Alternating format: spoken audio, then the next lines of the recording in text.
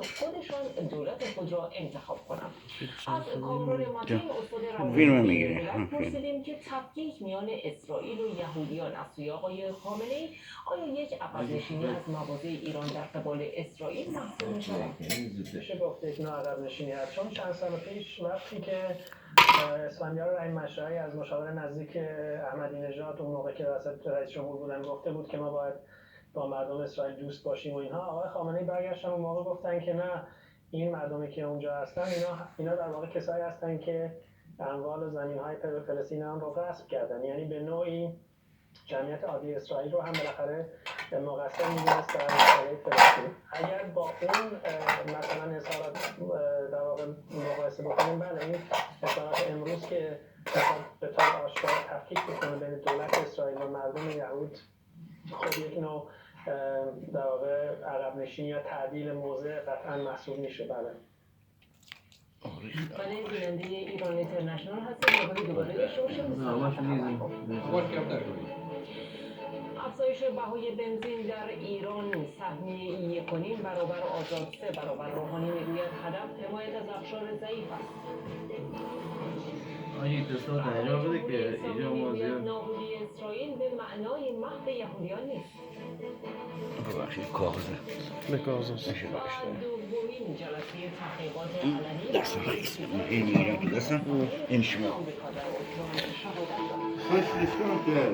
داد.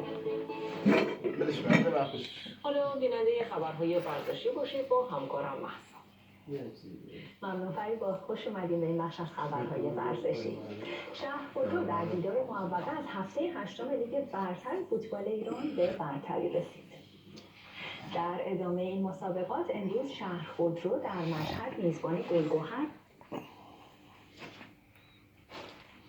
قاسمی نژاد دروازه مهمان رو باز کرد تا در نهایت شاگردان یحیی امتیاز حساس این بازی رو از آن خودشون کنند. شهرخودرو با این برد 23 امتیازی شد و در صدر جدول رده‌بندی قرار گرفت.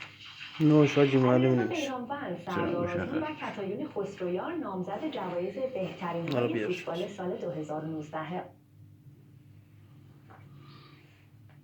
نامزدهای جوایز بهترین های سال آسیا رو معرفی کرد که در اون ایرانوند دروازه‌بان پرسپولیس و تیم ملی ایران نامزد بهترین بازیکن سال آسیا شد. توماسی ماکینو مدافع ژاپنی اوراگوئه و ارکم افیق از تیم اسد قطر رقبای ایرانوند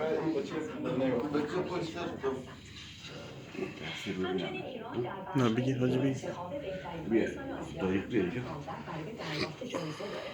سردار آزمون مهاجم تیم ملی و زنیت روسیه در بخش بهترین بازیکن آسیایی لیژیونر، کتایون خسرویار سرمربی تیم جوانان زنان ایران در بخش بهترین مربی زن سال، مهدی جاوید در بخش بهترین بازیکن سال فوتسال و فدراسیون فوتبال ایران در بخش فدراسیون‌ها نامزد کسب جایزه بهترین های سال 2019 آسیا هستند.